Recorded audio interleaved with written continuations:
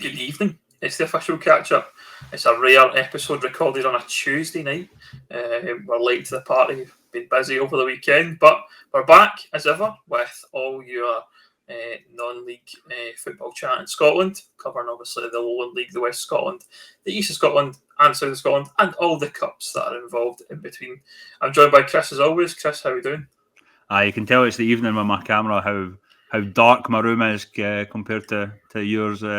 Energy efficient bulbs. I don't know why.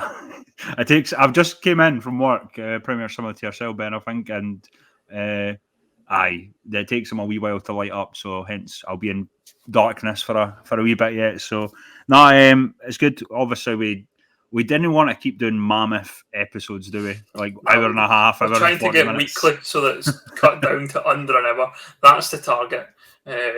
Obviously, when there's loads to talk about, we'll be in and we'll chat in depth. But it's good to just chat about the goings on in football. I'm sure there's plenty to talk about. But you've been up to anything much, Chris, in the last couple of weeks? Obviously, Football Manager's out now. We've kind of Mozza's been tweeting about his pyramid database. He actually sent me it over because I tweeted a wee while ago on the catch-up whether people would be interested in a save, non-league players in League Two. I kind of had a wee trial with it, but I'm just too lazy. I can't be arsed using Mozza's database. He's done too much. So what I'll do is I'll replace a team in League Two and just do it myself, sort of thing. But I look out for that. I'm not sure if I'll do it on my own YouTube or I might just add it to the catch-up YouTube. We'll wait and see. But I've heard you're now a Football Manager enthusiast too as well, Ben. I started my Colin Rangers save on Friday night because that's what I'm a boring bastard and I don't have much else to do on a Friday night. Started my Colin Rangers save, but then literally got in about a week and realised there was about 5 players missing. I don't know who does the update, but there was players missing. Blair McIntyre was missing. Dol Bolwood was missing. Staples of the Buffs first team at the moment, I would say. So I believe, Chris, you're going to update them for me and I'll get that restarted. It's weird actually. When you mentioned Don Boland was missing, that did actually surprise me. I was like, I'm pretty sure I added him, but it must have been someone else. Too many names, like see when you're adding players and whatnot. I will get them added, but I need more than defender, midfielder, centre forward. The keepers are fine, but I need their actual positions and what have you before I can add them. But I did request that information from the gaffer at the weekend, right. So hopefully we'll get that over to you and I can get the save going properly. Cool. In my limited time playing it, I did try and sign your man Josh Fowler from Beath. I know you're a bit of a fanboy of him, and I know you were waxing lyrical about him on Twitter yesterday because it's his birthday. His birthday, aye. Happy birthday, Josh. Happy birthday, Josh. Spoiler alert on my save, he didn't want to sign for the Buffs. Don't really know why. I'm led to believe he's a good player, Football Manager. So for anybody who's playing the database, what's Moz's database called? The Real Scottish Football Pyramid, is that what it's called? Yeah, he does his pyramid database almost every year. He's been doing it for years now. He takes a lot of my credit, I think, in the Football Manager scene. There was a lot of people complaining about his stats, and he's quick to hand over the judgment. Oh, that was Chris that done that, but he'll take the praise for everything else. It's like a team effort, isn't it? You do all the players and all that, but Mozza makes the database work so that you can do the actual pyramid and get the promotions. There was an East Kilbride fan moaning about Cami Elliot because his finishing was like, he is actually, I've put him down as higher than 10, but I think what people need to realise is when you're doing this, if you could, I'm going to do a weird analogy here, but if you could imagine a pizza, right? Kylian Mbappe's the whole pizza, right? Someone like Cami Elliott's maybe a quarter or probably less than that. So I've only got so many stats to work with, and I can't really add. Cami's got so much potential. Obviously, he's a top Lowland League player, but I can't really add everything into finishing, or he'll be absolutely shite. So I've made him actually half decent. You might not realise it, but he is actually pretty good in the game. So yeah, I am under constraints like that. It's a bit like Mark Kelly. They done a thing last year, the Braves, with Gregor when he was part of the media team, where I think Mark Kelly's physicals were, he was looking at himself like, oh, I've got a wee bit more muscle than Chris has given me in terms of my physicals. But come on, Mark Kelly's strengths are technical. You have to kind of pick and choose to really sort of amplify their strengths. So if anyone's like moaning, unless it's egregious, well, there probably is a few things I've missed, certainly, but most guys are rated quite fairly, I would say. Can we talk about the fact that Conor Bolger has got no, that wasn't my fault. Because we signed Conor Bolger on the summer at Quad Rangers, and there's an interview out with Conor, his first interview effectively from on Quad Rangers TV. And I just seem to get invariable comments now and again at random times of the day from people from random parts of the world commenting here for the long shots or 20 long shots. I think Zealand, the Football Manager streamer, did a video on it, and then I don't know if he deleted it because he ended up didn't think it was actually 20 stats and thought it was random or something. Yes. But I know he did a thing where he took my interview and watched my interview and slagged my voice off and slagged Connor's voice off and things like that because he couldn't understand a word we were saying.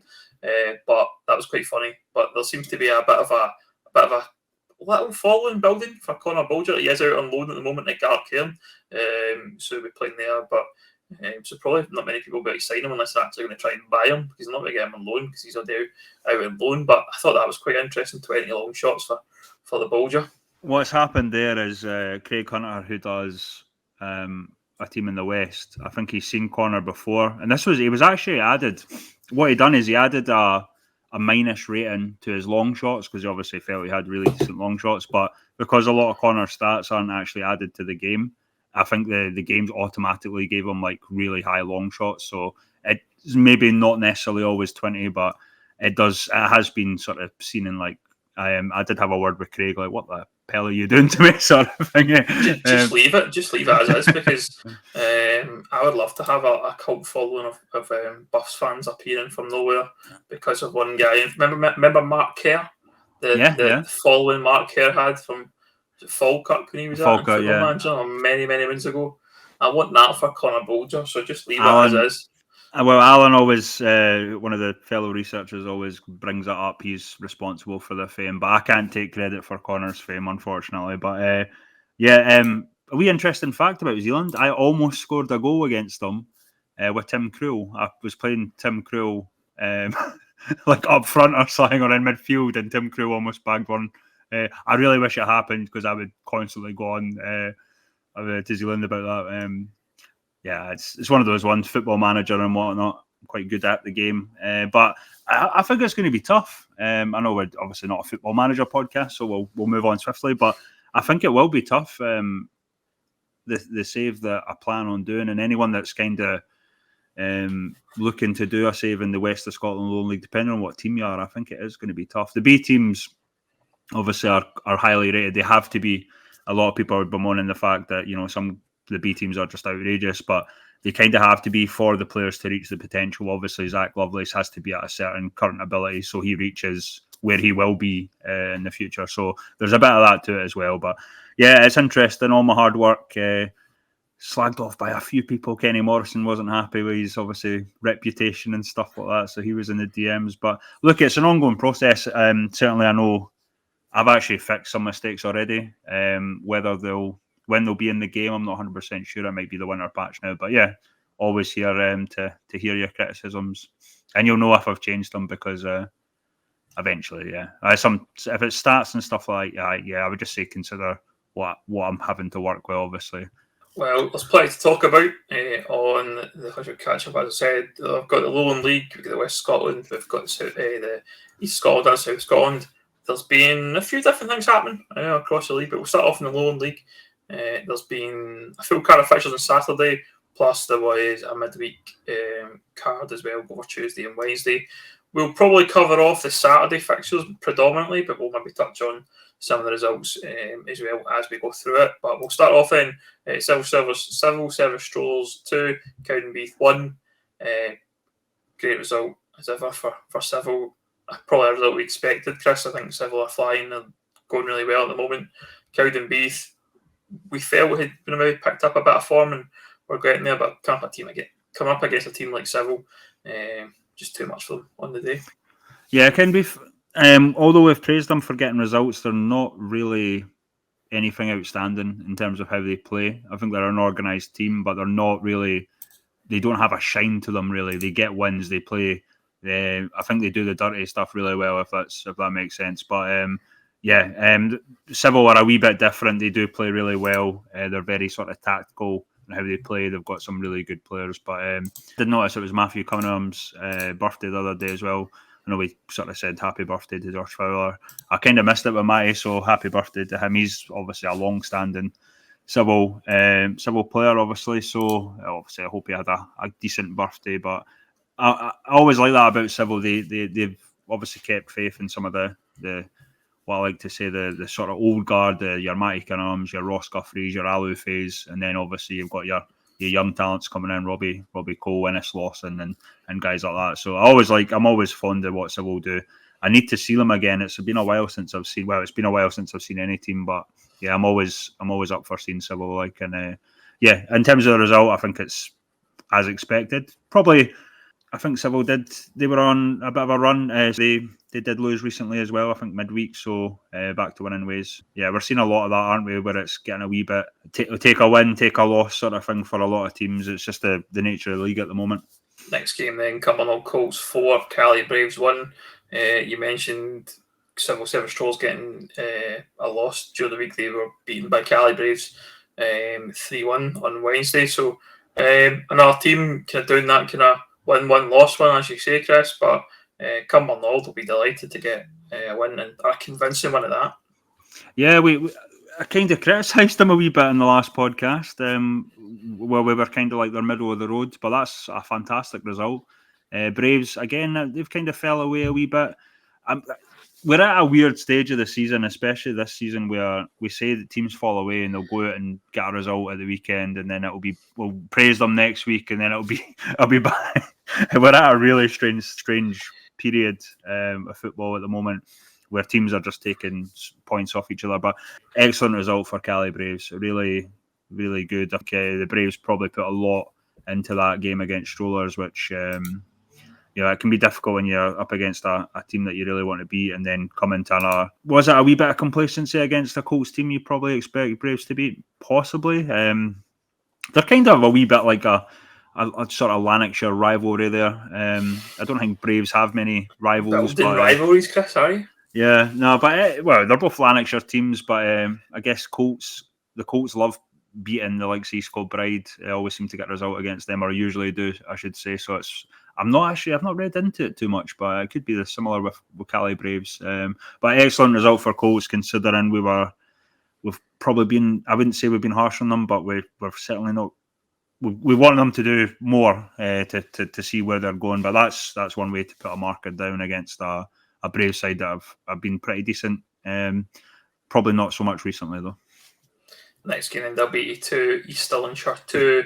Given where they'll beat you are at this season, I think that's a great point for them. Something they can build on. Shire, for me, absolutely toiling in the Lowland League at the moment. They must be looking over their shoulder a little bit. If one of those teams at the bottom, either Edinburgh Uni or Dalby Star, manage to turn their season around and get a bit of points on the board, Shire are going to be really worried about that, I would think. Yeah, Shire are. We've said that a lot. They're effectively the draw masters of this league. They don't seem to win too many now. It was similar last season, but last season was completely different in the sense that they were still right up there. I think they clinched 6th last season, which was a phenomenal achievement for Dell and the lads. But this season it's not clicking as well, and they do have the players. They obviously Sean Brown. We've talked about him quite a lot. He's a brilliant player. Been playing out of position. In fairness, Dave Mackay from who they signed for Syngenta, left back. I think he's been injured most of the season, but they do have good guys, and loyal. You've got to say, obviously a big coup at the start of the season keeping Ross Connolly, but you do wonder what the Shire is going to look like in the future when other clubs will be looking at a lot of the Shire players at the moment, and you do wonder if they're going to be able to keep that squad together. And it is worrying in terms of, look, there's no secret that Shire are struggling probably more than most teams in the Lowland League financially, so it is concerning. But look, I like Dell, I like the guys there. Shire probably one of my favourite teams in the Lowland League in terms of what they do, what they're about. But yeah, you're right, they're toiling. You have to worry about them at the moment, especially where they are in the league. Yeah, I think we've said from very early on, it's fortunate Dalbeatty are in the league for a lot of these teams, but there's still plenty of football to be played. And like you said earlier on, we've kind of written teams off and They've talked came about other back. teams. They've came back, so there's not the gap between Dalbeatty and East Stirlingshire just now. I think is like 8 points or something like that. So Dalbeatty get a game in hand too. If they win that, I don't know who it's against, but certainly if they can get some points on the board, then it's going to become maybe a bit tighter at the bottom. And certainly Edinburgh Uni are a team that are going to be worried about that more than Shire, but Shire are going to be looking over their shoulder. I'm absolutely no doubt about that, and that would be my concern for them is that they would potentially could get dragged right into a relegation battle just if Dalbeatty, as I say, do get some results and get a bit of form and go on a run to before the kind of maybe the Christmas break. They've got a few games to go before the Christmas break. If they can get something out of the next few games, then who knows what will happen and who it will be at come January. Next game then, East Kilbride are back, as the saying goes. East Kilbride 5, Berwick 0, and they also won 6-0 on Wednesday night against Gretna 2008. 2 words, Cami Elliot, I think is all we need to say there, Chris. Yep, Cami Elliot. We said it on the last podcast. I know we've got a few receipts to cash in, really, Ben, after things we've said. But Cami Elliot, look, I said it last time, one man doesn't make a team, but what a big boost he is. I've actually spoken to Cami sort of privately, just through DMs and stuff recently. And I posted a thing about top scorers. I think he was on 8. And obviously I knew Cami was out, and he said, I'm basically looking forward to add to that number. And I was thinking to myself, me and Cami both knew you're going to add to that number, mate. Obviously, you're that good. I mean, 5 goals in 2 games. In 2 games. Brilliant. Can't make goals himself. I put something out, actually. I deleted it because it sounded like a dig, but there is certain players that I really like to do well. I think people took it as like I was getting on it, like saying that Kevin Rutkovich was under pressure. Not at all. It was more like I was anxious for the likes of Cami to do well because he's such a good guy from my dealings with him, and you can tell he really loves his football when he wants to do well. Previously, he's been on at me like, I should have been on the team of the month and that sort of stuff. So you've got to respect him for that. I mean, it's like go out and I can't really say too much, but if he keeps going, I'm probably going to have to put him in the team of the month for November. But the East Kilbride fans probably won't want me to say this, but does Cami Elliot get a move in January? Do you think that comes? I think if he's fit and he's scoring goals, I don't see why Cami Elliot can't be playing in a League 2, a League 1 or a Championship side. We've seen Aaron Healy move from Arthurlie to Queen's Park just the other day. For me, Cami Elliott's a better player than Aaron Healy, for sure, and I don't see why teams in the League 2 or League 1 or even the Championship are not having a look, certainly. I don't want to be touting players to other teams for people listening in, because I know a few SPFL type people listening to this podcast, but he's good enough. I think the thought there is, if I was Cami Elliot, would I want to stay on at East Kilbride and help them get to the SPFL and be an SPFL player for East Kilbride? Yeah, I'm sure Cami's attracting interest. There's probably a few guys at this level that do, even west of Scotland, east of Scotland as well. I mean, you'd be mad not to see Cami Elliot and think he's class. He loves his football. He's a good guy. And this is what I was trying to say. Like, there's certain guys in this. I never try and show favouritism. We do, but there is certain boys that we want to do well. Absolutely. Next game then is Edinburgh Uni 2, Celtic B 4. Routine win for Celtic B as far as I'm concerned. The team on the climb, Edinburgh Uni and our team at the bottom there. Like we touched on, probably quite concerned at the bottom, but certainly probably not much to say really in that game, Chris. No, I mean Edinburgh Uni again. It's one of these situations, and it's been like that for probably not so much last season because they were actually doing not bad. I mean, they were still kind of towards the bottom, but for them, when they had the likes of Ennis Lawson playing for them, some of the other boys, they were doing pretty well. This season, I'm not seeing anything. I'm not seeing that sort of that positivity. And to be fair, they've not really had much to positive thing. I think the only thing we've really spoke about Edinburgh Uni is when they beat East Kilbride. Other than that, yeah, they're down there with Dalby Star, aren't they? And East Stirlingshire. Second bottom on 7 points. So, and as I said, that'll be a game in hand. So who knows what could happen there. Next game then, Gaff Eddie knows 2, Stirling Uni 3. Stirling Uni top of the table, Chris. Top of the table. Well, we had a discussion about this, didn't we? I guess I'm taking the SPFL's view of it, really, aren't I? I guess, because to me, they're not top of the table. Rangers B are top of the table. Come the end of the season and they want to wipe all the B stats out and say that Stirling Uni, I still wouldn't consider them top of the table or having won the league. Could they get to that point? I'm not actually sure. I've been really, really surprised at Stirling Uni. I think Mark Adams said it best. I mean, it shouldn't be surprising because Chris obviously knows his stuff. Again, don't want to praise him too much because I know he listens in and he probably has a big head and a big smile on his face when he's listening. So, no, they're doing phenomenally well. Not that big a head because he's going to wear a hat, so it can't be that big. It's not Mozza's size. Let's put it that way. Sorry, Mozza, if he listens in, but Cloud9 at the moment, aren't they? I mean, Gala. We've not really spoken about Gala, not recently positively wise, but they were the team on form coming into that game, and Stirling Uni have kind of beaten them in the first half. One guy who I don't want to play favourites, but I think I've said it before. I mean, I really like Jason Jarvis in the Stirling Uni. He's probably my favourite Stirling Uni player, just in the sense that I think he adds a lot to that team when he's not playing or he's out or whatever. I feel they're missing that certain slang. Maybe not so much this season since they're still doing well, but he comes back into the team and he's he's scoring, he's creating. Jason or JJ, I really like JJ, I must admit. But Cloud9 for them, but yeah, they're not top of the league, are they? Not No, so far. I think we seen the tweet and we thought straight away. I think we both commented pretty quickly, and we're like, "That's not top of the table."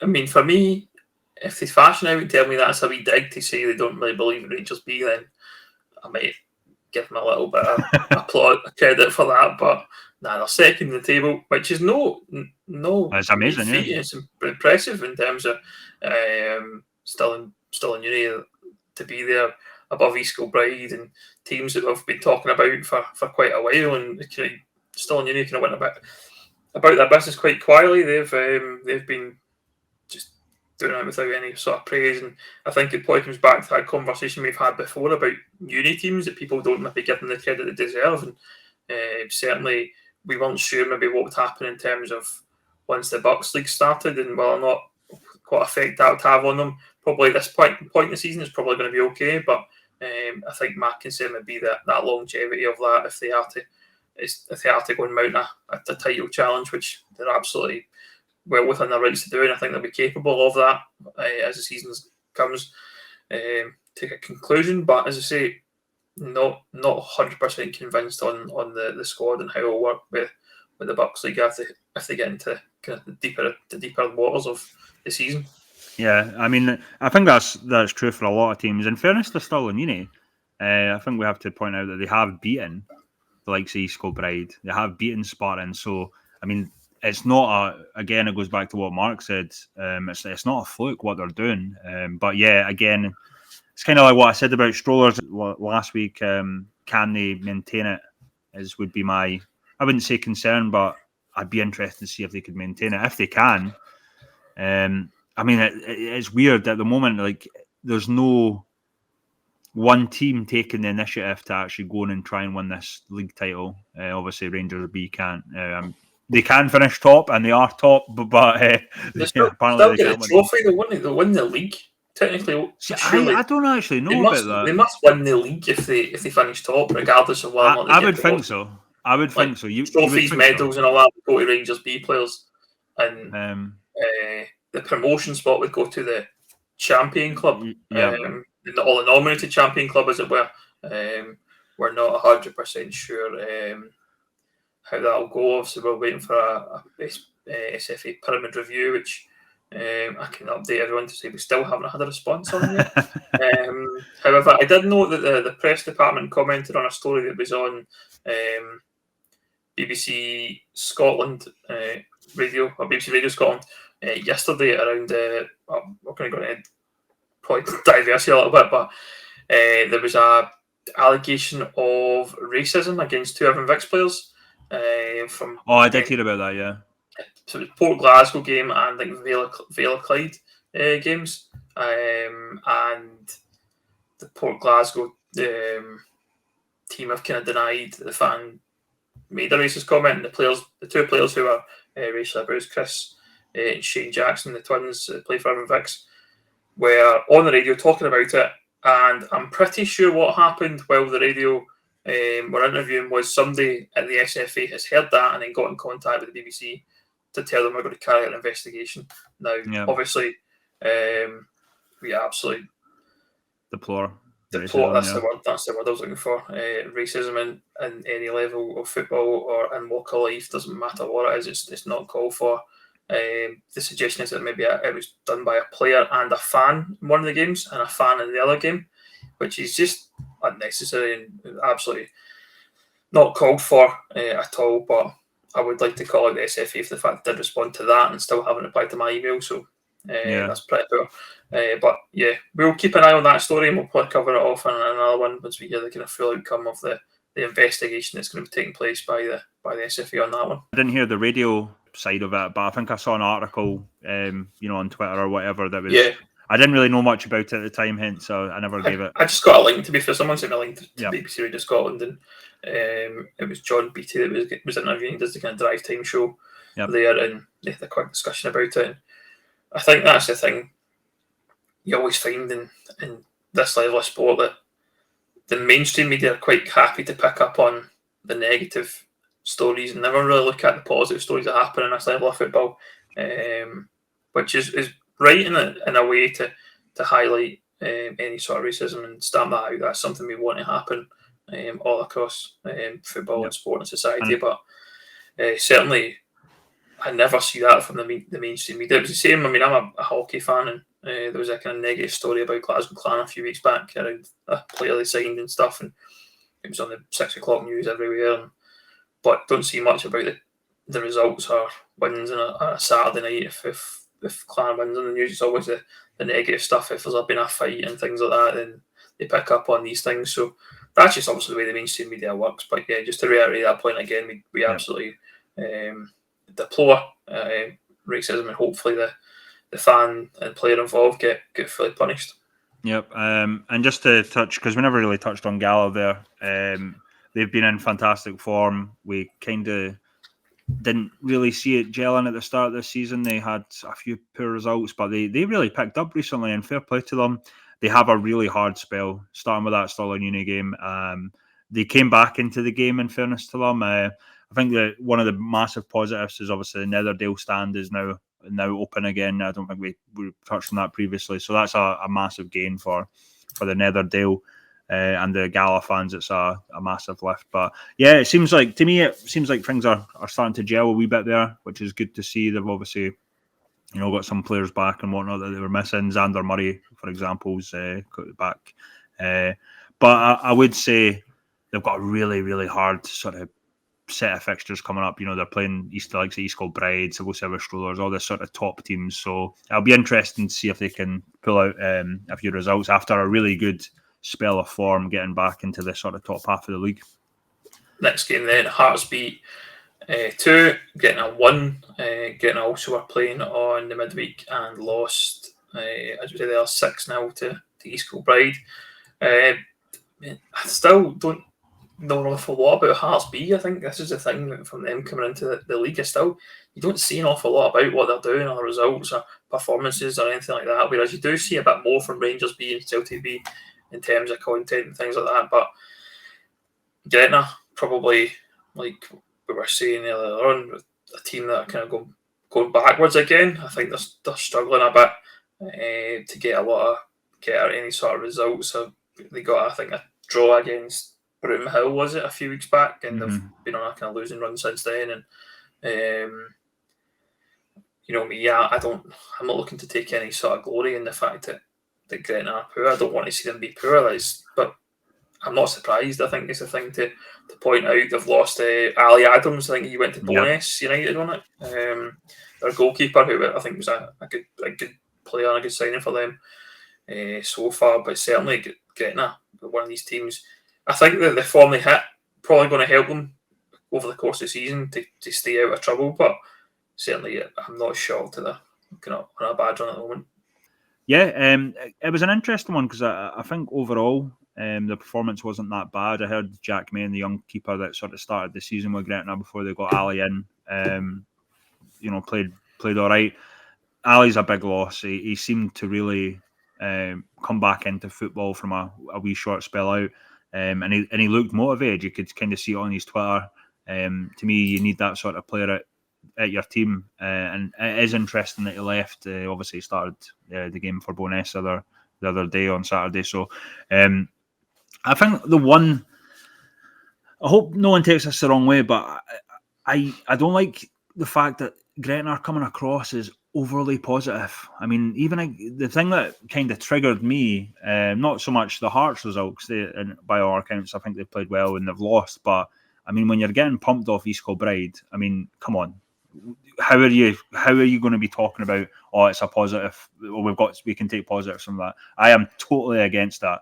Like, I'm really against taking positives from, continuous losses or defeats. And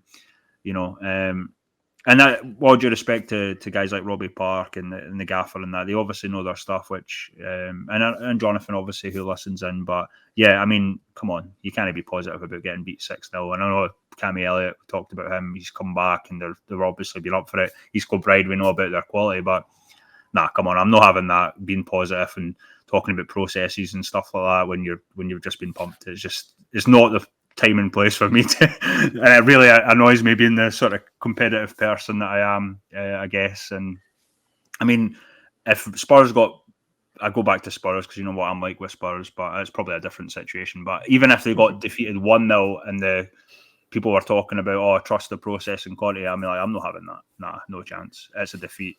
That's what it is. I think you're right. Take the loss in the chin and move on, isn't it? I think. Yep. I can definitely. I don't know how that feels recently, but I'm sure we'll touch on that just shortly.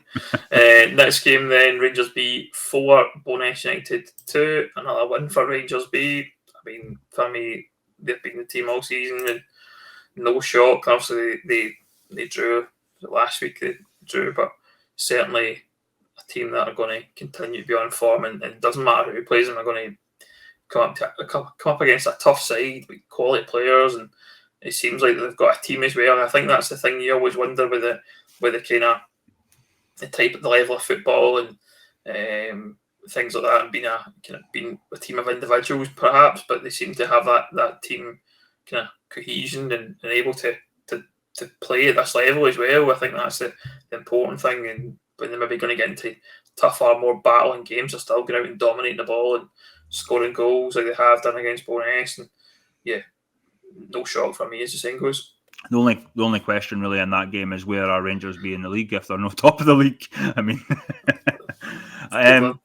with all due respect to, I say it's another receipt for you at the moment, Ben. Obviously, we've talked about how good the B teams are. I've rated them to be as high as that. Look, we're still playing. They're still in the league. Nothing's been removed yet. They are top. I expect them to be near the top towards the end, plus Celtic B. Not so much Hearts. So that's the yeah. So again, it's probably more drama come the end of the season. But ideally, we'd rather not have Rangers B or Celtic B win the league just to avoid any drama. But Rangers B are a class outfit. Celtic B are a class outfit. It's going to be hard to be. If anyone, let's put it this way: if any club actually finishes above them in the league, they'll deserve to have won the league. And it's the same. 100%. We said it before. If Rangers B or Celtic B finish top, it's the same thing. They would have deserved to win it because over the course of the season they have been the best team. It's as simple as that. Yeah, I think obviously from the experiment perspective from Rangers B and Celtic B is that they are looking to get players playing competitively for a trophy that means something in a league format that's over a full season. It's not like the way they were doing before, where they're playing kind of these elite Champions League matches who are every other couple of weeks and all that, and friendlies against teams in England and all that kind of stuff at the elite kind of youth level. They wanted to put their teams into a competitive competition and going. And obviously they can't get promoted, which is the ultimate prize for any Lowland League team, but they're there to learn how to win trophies, because that's what they want at Ibrox and Celtic Park. They want to find probably, and let's be honest, they probably only want to find maybe 2 or 3 players out of that team that can go into that squad. Let's be realistic, that the 11 players that play on a Saturday, for example, for either of those teams are not there to one day become the Rangers first team. I mean, obviously in a perfect world, that's what we'd all want to see, is that a full squad becomes the Rangers first team. But we know that's not going to happen, because Rangers and Celtic spend money more than anyone else, and that's not going to be how they operate. But if they can get like a Alex Lowry or a Zach Lovelace, or I guess Leon King's an example of someone who's now in the first team at Rangers. Kane Ritchie Hostler's on loan. Charlie Lindsay is one that I think he'll be good. Yeah, I'm trying to remember his name. He's another one. There's maybe 3 or 4 players there that you look at that might make the first team at some point. More so probably looking at Zach Lovelace, Charlie Lindsay, and obviously Alex Lowry, who's been in the first team already. He's coming back to fitness and things like that, and been playing in the B team just now. But yeah, I think the important bit here is that they're in the league, they're playing, and we know we don't like it. We probably don't want them to be there ever again. That's obviously going to be an important thing. We'll find out what happens next season, if they're going to be back or what's going to happen. But they're there, they're top of the league on merit, because they've got a good side. They're beating teams right, left, and centre, dominating the games, and well deserved. Well, you look at who was playing for Celtic B last season. Ben Doak has just made his debut for Liverpool. Signed a pro contract now as well. Brilliant player. Owen Moffat obviously moved on, sort of down the leagues by I think Blackpool. Blackpool, yeah, Championship. It's a decent move for him, I think. That's yeah. So I mean, they're still quality players. Like there's players in that team that may not hit the heights of maybe Rangers, Celtic, but they'll a lot of them will go on to have fairly decent careers, and that's what you want for any footballer. And I don't care if it's B teams or Lowland League or East of Scotland, West of Scotland. You want these young guys to, like you said about Aaron Healy, obviously moving to Queen's Park. You obviously wish him the best, and guys like Finlay Gray that have stepped up, Connor Doan, and I'm sure we mentioned Stirling Uni. Obviously, when the seniors finish up at the uni, I would expect the likes of maybe Jason Jarvis and James Berry, James Stokes, guys like that to be playing in the SPFL without a doubt. No, 100%, and that's how we all want to see players progress. That's exactly what we want, and I guess with the Rangers B and Celtic B players, we probably want to see future Scotland stars. I think that's what we're looking for there, and the potential that they might have. But we're going to look at 2 games here. It's Spartans now, Trinent 1. Trinent came from nowhere for me. They also beat Open Goal Broomhill on Tuesday night 4-0. I'm honestly shocked, because I said it a few weeks ago. I watched Trinent against ourselves and didn't rate them at all. And we obviously went down 2-0 in that game, come back 1-4-2. But at no point did I was worried too much about Trinent going out and demolishing us, for example. But what a turnaround for me. It's obviously Cornish has managed to get his teeth in there and get going, and our team climbing the table and sitting just outside the top spot. I was actually surprised with the lineup against Broomhill. We'll talk about that kind of at first, because the reaction was ridiculous, obviously, on Broomhill's part. With them getting beat by Trinent. Trinent are a fantastic team. They've shown that over the last few weeks, certainly. But yeah, Nicky Reid, obviously, I've talked about, since he was playing in the Development League, way back in the day for Sparta. Another one of your favourites, wasn't it, Chris? Oh, he's good kid. But no, it was great to see him start, because I don't think he's had many starts, but I think Colin was kind of playing guys out of position, obviously, because obviously Broomhill had a few guys missing. Obviously, Kirk Broadfoot was brought up, but I did notice something, probably more so on the Spartans highlights. They do kind of remind me of how Bonnyrigg played when they were in the league, especially defensively. In the defensive phase, they are quite... Sorry, they were in the defensive phase? Yep. What sort of patter is that? That's like one of these new school coaching patterns, isn't it? That's what you're going for. It's called it's a phase. Come on, that's like the zone, zone marking and all that. The zone 10 and the 2 6s and all that. And it's like the 6 and the 8 and all these patterns that you get from the new to be coaches. Fair, you're talking to a guy that was doing his scouting badges over the summer, eh? So just seen an opportunity and went for it. But anyway, Bonnyrigg in the defensive phase. They were so compact when Spartans had the ball when they were attacking. It did remind me a wee bit like Bonnyrigg, and obviously that was like massive success for Bonnyrigg. Obviously, they won the league when they were in the. So I thought that was interesting. Less so going forward. I'm not going to say the attacking phase, Ben. Don't worry. I just said it to be fair, but less so going forward. But certainly defensively, it does seem like they're getting the. I'm afraid to say anything else, actually, football words, because I'm just going to get slagged off. But yeah, anyway, Colin Nish, interesting. Again, it was our game of the week, and it was another 1-1. It's just typical. It should have been Gallus, Stirling Uni. It should have been the game of the week. You put the hex on it every time. But that's a roundup of the Lowland League. We'll move on then quickly to the East of Scotland. Some couple results to talk about. First one then, Broxburn 5, Dundonald Bluebell 5. 10 goal thriller for both teams there. It must have been good value for money if you're a paying fan. Yeah, Broxburn, we touched on them last week. We touched on Dundonald as well. But that's just two teams that are obviously wanting to win. But you do get obviously these type of games and anything all over non-league. So anyone that was, at Broxburn on Saturday, with like you say, got their money's worth. That game 5-5, absolute thriller. Another one with plenty of goals. Linlithgow Rose 4, Pennycook 0. This was, I guess, one of the top teams against another top team in the league, and Linlithgow absolutely battered them again. I think that's the way Linlithgow are going to be for pretty much most of this season, and I think both somebody, I think we get called out in another week, we're writing off who's going to win the league. But I think we're pretty certain that it'll be Linlithgow, and the way they're playing now, I think that has its absolute merits for me. Yeah, there was someone that kind of suggested that we were, we had called our winners early.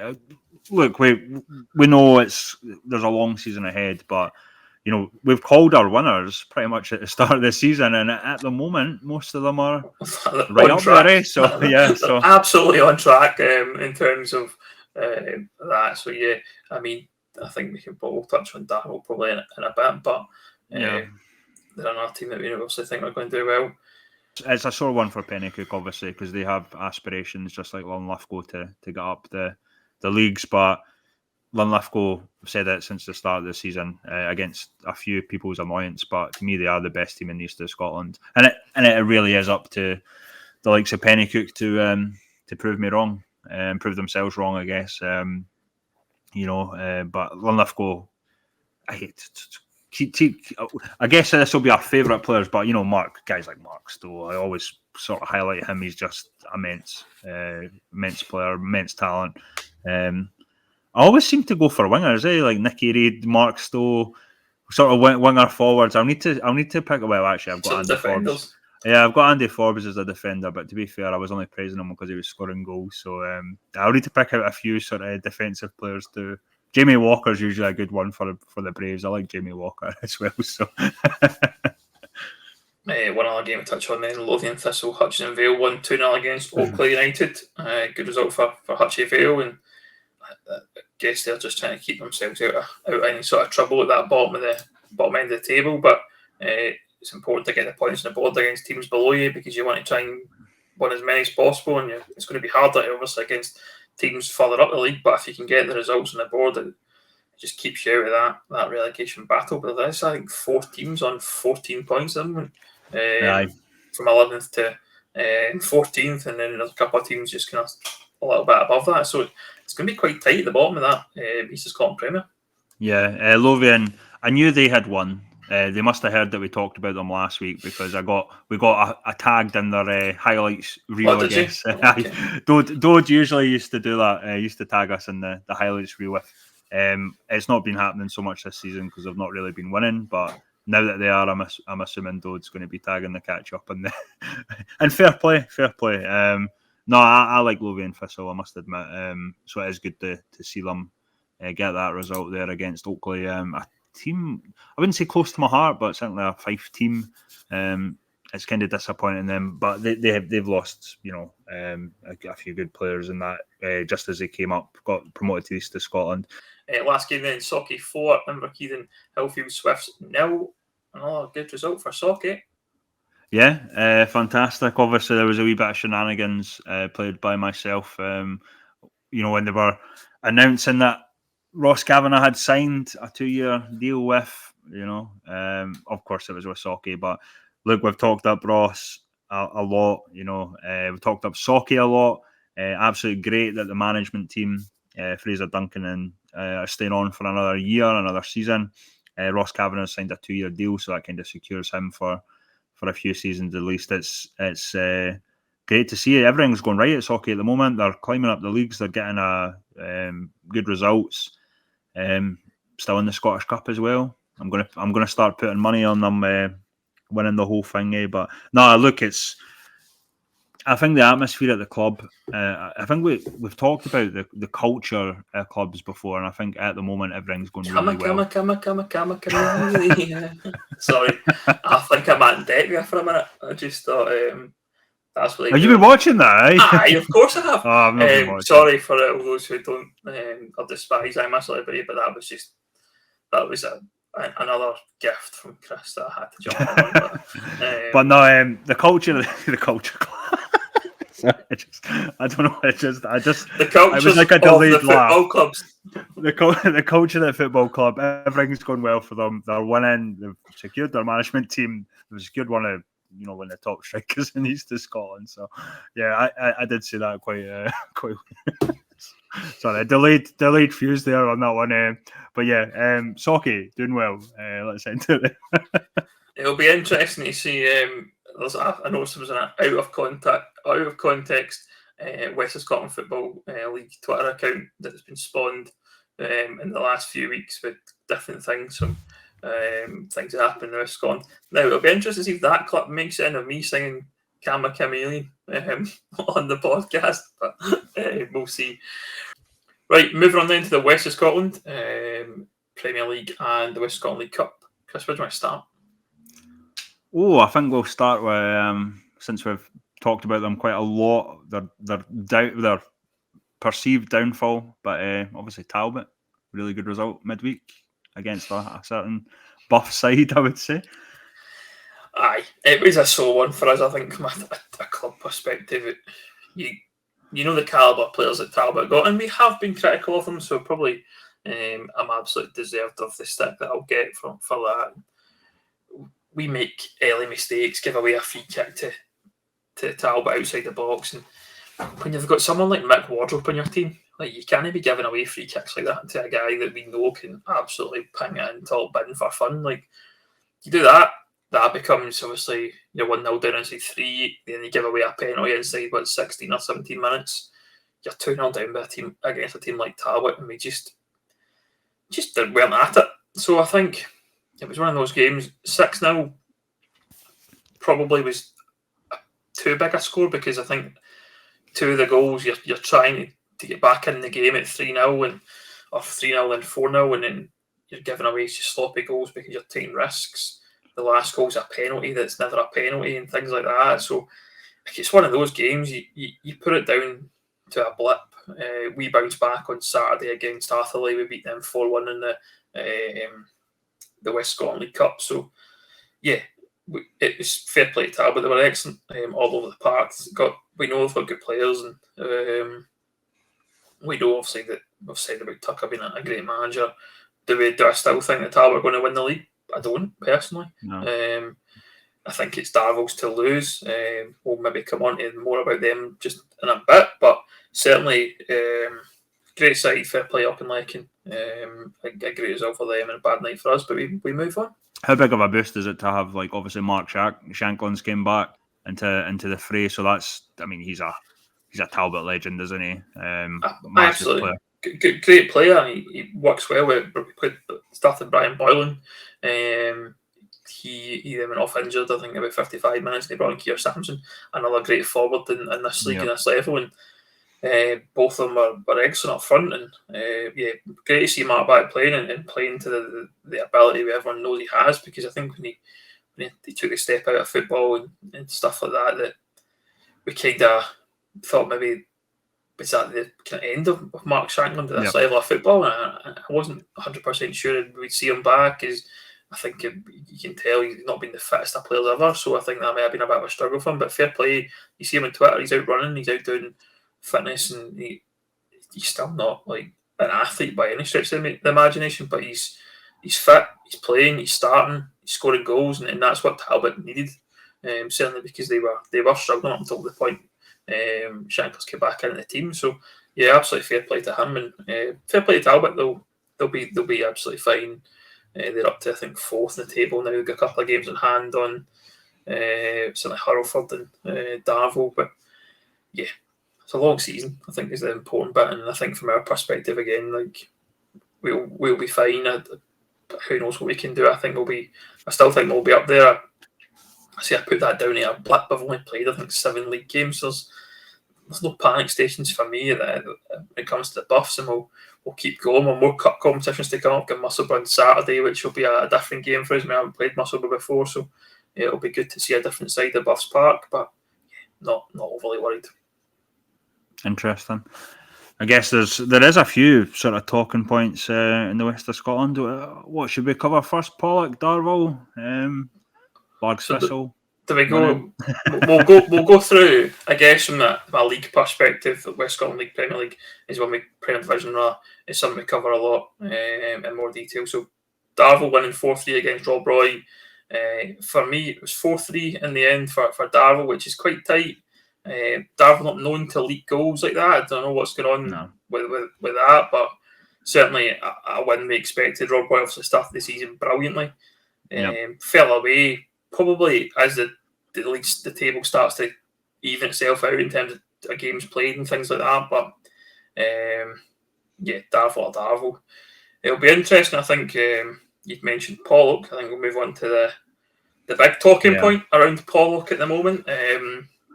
So another receipt for yourself, Ben, that you called it fairly early. Receipts are receipts, aren't they? So I think I've been very critical about Pollok and the performance and the manager, and I'd heard a lot of kind of rumours of discontent amongst the fans with Murdie McKinnon in charge. Murdie took the decision to resign yesterday, certainly, and I'm not really sure if it's one of these resigns or was he pushed or what happened. He signed a 4-year deal in the summer, so I don't know how that works in terms of getting paid up for a 4-year deal. I'm not too sure, but certainly that's a massive job that's came available for Pollok. It'll be interesting to see what kind of person replaces him. Certainly I've seen some rumours already, because I don't know if you've seen any of the rumours so far. Well, I know I've not really listened to the rumours, and the reason being is because they've actually opened it up for application. So it will be interesting to see if that's kind of just a facade for who I've heard, basically. So yeah, I think the thing that stands out for me around the opening up to applications is the deadline is on Friday, and Murdie left yesterday. Mm-hmm. So it feels a bit tight. Announce it on a Saturday sort of thing before the game. It feels a bit tight, as I understand they are inviting applications for managers. I have heard some rumours of different names. I was told off yesterday for talking about managers who are currently in jobs, and that's quite disrespectful apparently. So I'm going to avoid naming any names particularly that are in jobs just now, but I'm going to throw a left field name out there, and I'm going to say Stevie Aitken. I wasn't expecting that. I've heard other stuff. Managers and jobs. That's somebody who's not in a job that would be, I think, a good shout for a team like Pollok, or even Chris himself, Chris Aitken. I think either of them could do a job, or together. I don't know if they would work together again, but they're two managers that are out of the jobs. But I think the rumours certainly connect to one of the big clubs in the the west of Scotland and some of the management team that are involved at another, I guess, club in the west of Scotland. We're talking a wee bit in riddles here, but certainly they're a team that we talk about quite regularly in this podcast. And suggestions is that there's some sort of link to those managers, or manager and assistant manager rather, to take the reins at Pollok, which I would be mad, and I'm absolutely here for that drama if that was to happen. I'm not going to lie. If that was to happen, then that would be. I think there's fireworks to be had there if that does happen, Chris. Let's talk about it when it happens rather than beforehand. But certainly I've heard rumours as well. Stephen Aitken, Chris Aitken, I'd love to see them back in a job, because I don't think Stevie Aitken. He had a poor start at East Kilbride, but Chris really picked him up, and I was actually gutted for Chris. He never at least got the chance of the League Cup. Obviously, we like Kev Rutkovitz and Bill Orr, so it's kind of worked out well a wee bit for East Kilbride. But yeah, I would like to see Chris back in the job. As Stevie, I think, had a lot of sort of work commitments and whatever else that was going on at East Kilbride. But good shout. I'd like to see them back in jobs, but. That's my left field pick. Pollok situation. I do actually feel really sorry for Murdie. I think he's a really good guy.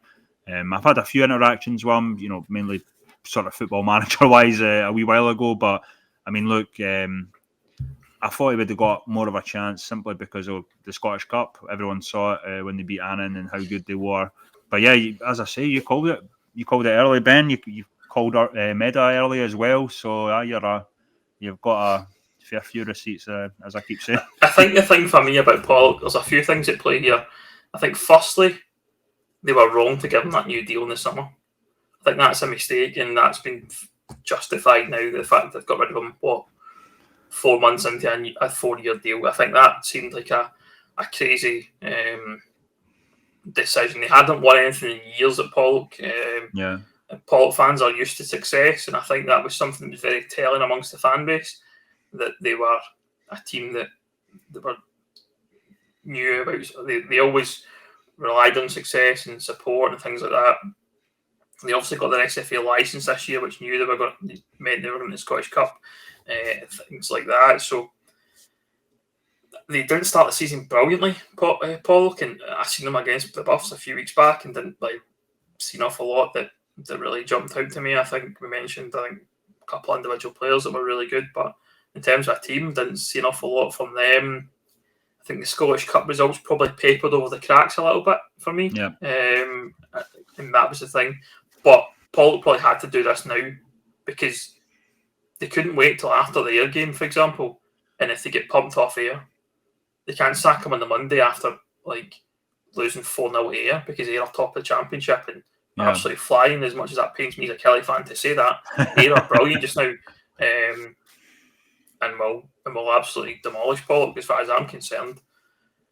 So the longer it went on, the worse it was going to get for Pollok. And obviously they're not out of the league by any stretch of the imagination because of so few games played so far in the west of Scotland. So I think this was the right time, unfortunately, for Murdie. I think the fact they lost to St Cadoc's in the West Scotland League Cup 3-1, which is a sore result given the resources that are supposedly spent at Pollok.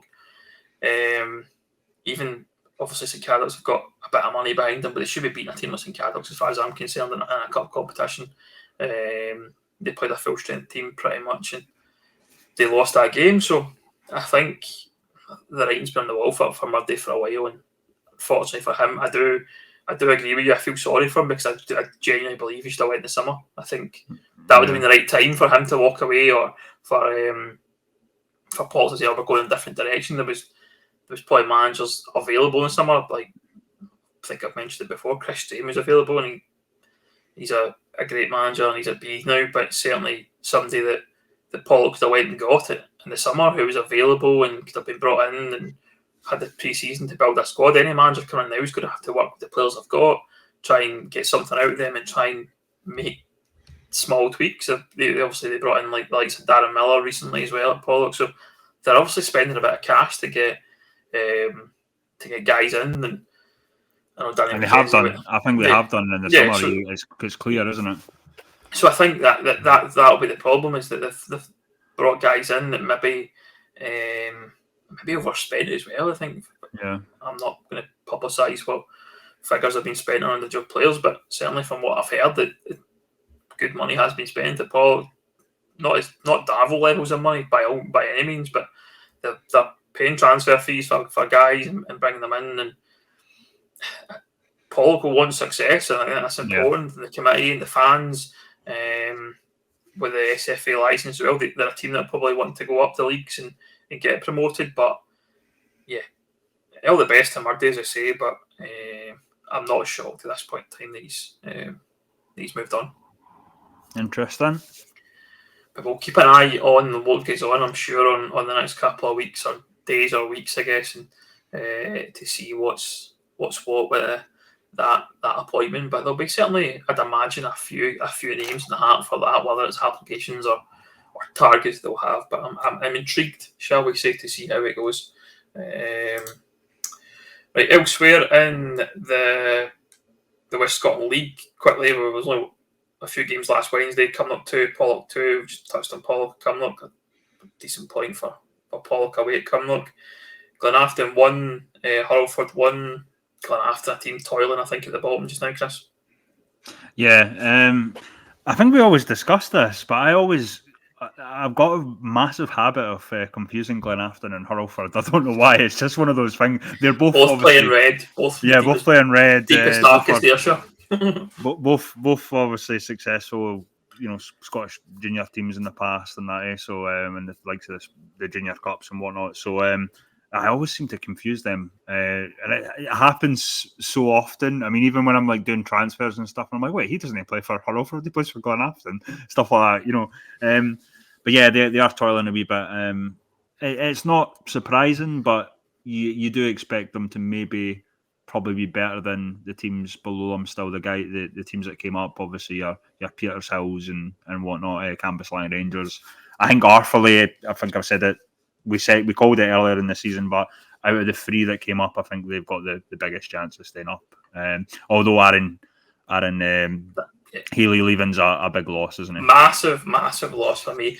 And don't get me wrong, we played them on Saturday, and I didn't see much from them. I don't know if that's maybe because they were up against a Buffs team who were obviously pumped on Wednesday night off of Talbot, and came out of the traps absolutely flying, and we scored, I think, 3 goals inside 6 minutes or something like that, I think it was in the end. And it was hard to live with, and once you're 3-0 down, there's not much more you can really do in that sense. So yeah, I think Athlete, you should say, a team that probably have the most about them to go up. Glenafton struggling, I think, for me. They're playing the likes of Ryan Stevenson playing himself at the moment. Starting himself, which is, I find that a bit strange. Some of the stories I've heard as well coming out of Glenafton a bit odd, but certainly it'll be interesting to see how they go on. I think they'll need to turn around fast because nobody wants to be in that bottom three come the end of the season. A team that we've talked about plenty of in Meadow, they beat Rob Roy 1-0 on Tuesday night and now sitting second top. That's an example of what you can do if you can turn it around, and I think we'd written off ourselves. We actually gave them praise. We gave them praise officially on 2 weeks in a row. Yep. I think they enjoyed that. I think we looked at that and said, but I think for me, I remember could be a team that could go down here. Like the way they're playing under Spenny and Latta, it didn't look at all. But and then they brought in George Grierson, who for me wasn't an inspiring appointment, but fair play. They look like they've turned around. They're winning games right, left, and centre here as well. So yeah, absolutely fair play to Irvine Meadow. Again, as much as it pains me to say that, but you praised their United earlier. I'm telling you what, if you start praising Arsenal on here, that you're getting cut off. Just chucked it. Arsenal and Fife Flyers, isn't it? That'll be the other 2 teams we need to cover off. Not anywhere near those 2, I think, that's for sure. Final game to talk about the West Scotland Premier League then is Darvel 1, your beloved Largs Thistle 2. I saw that midweek. Shock result for me. I did see that midweek. I was obviously chuffed for Largs. Largs are a funny one. Obviously, we both think they're going to struggle, but that was some result against Darvel, and I think Largs they're a bit of an odd team this season because they have pulled off a few sort of shock results, and I think I think that's maybe what will keep them out, keep them Yeah. up over the other teams. that I mean, that'll be I important. hope so anyway. I think that'll be important for me is that the results are getting in the league, certainly when you don't expect them to get results, are the ones that will definitely help them stay that relegation fight. I think the two teams at the bottom look probably pretty set for me. I don't think there's much I expect from Petershill to resurrect their season. I think, and that's probably the way it'll be. And yeah, but Lags they might be okay, but I think it'll be a tough long season for Lags fans, that's for sure. Moving on then to the Scotland League Cup quickly. Auchinleck Talbot 4, Muirkirk 1. One we'll touch on Eglinton 0, Clydebank 14. Eglinton being the kind of other team that played Kilwinning Sports Club from myself. They played in Buffs Park on Saturday against Clydebank. By all accounts, Clydebank just did not let up at all. They just went 100 mile an hour for the full game, and obviously the scoreline justifies that. I think the gap from the likes of Eglinton to Clydebank is huge, and Eglinton knew that when they were going in that game that they were playing against a good side. There was a decent crowd for that game coming down for Clydebank, so it's a good experience, I guess, for the Eglinton boys. It'd be horrible to lose 14-0, but certainly they'll find out where they are in terms of the league, and they can go and I'm sure bounce back and continue to motor on. Is there any deal with the Buffs? Obviously, they're playing at Buffs Park. Is there any deal with like Kilwinning season ticket holders to go and watch Eglinton or something? I noticed there was a wee bit of sort of back and forth really with Eglinton recently, because on their Facebook it said free football basically. On Twitter it said there was a bit of a miscommunication, I think, because they were charging people on their Twitter posting on the Facebook. So a wee bit of banter back and forth there. But is there any? I would be interested to see if there's any incentive from maybe like Kilwinning fans to go and see Eglinton since they're playing at Buffs Park. Maybe something to think about, really. I don't know. No, certainly it's not something that we have in place. I mean, it's we're two separate teams. They play on the Astro in Cashmore Memorial Park, which is next to Buffs Park, if you like. Yeah. So we're seen as two separate teams. They were Kilwinning Rangers amateurs, if you like. And they decided to step up to the West of Scotland League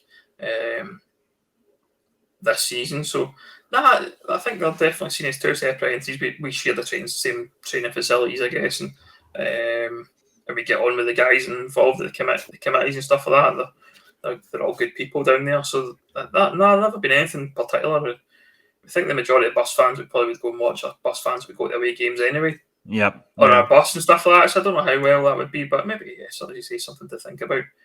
Next game then, Thorn Athletic 4, St Ants 1. A good result for Thorn, a team in another team in Division 4.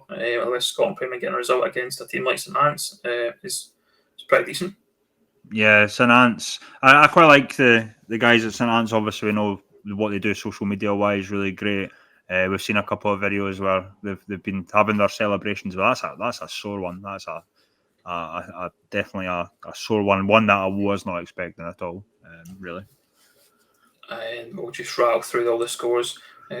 Maple 1, B Juniors 4, BSC Glasgow 2, Harmony Row 1, Largs Thistle, Harford 3, Atherley 1, Kilwinning Rangers 4, Ashfield 4, Lugar Boswell Thistle 1, Bonnet and Thistle 2, Kilsyth Athletic 4, Campbelltown Pupils 0, Gartcairn 2, Carluke Rovers and Finart was a draw, and I think Carluke went through penalties.